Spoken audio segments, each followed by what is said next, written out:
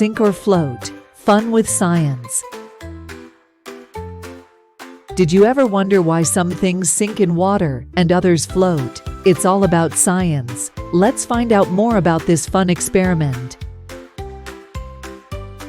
When we put things in water, like toys or fruits, they can either sink down to the bottom or float on the surface. The reason behind this is something called density.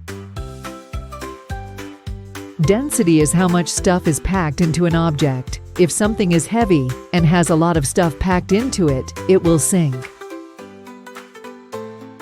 But if something is light and has less stuff packed into it, it will float.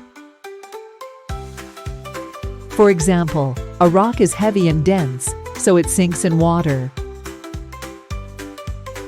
But a plastic bottle is light and less dense, so it floats. Even big ships can float because they're designed to spread out their weight over a large area. You can try this experiment at home. Just gather different objects, like a coin, a piece of wood, and a rubber ball.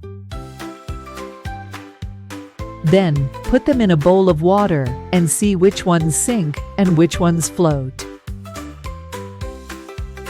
It's a fun way to learn about density and discover why things behave the way they do in water. So, the next time you're at the pool or by a lake, remember the science behind sink or float. It's all about density.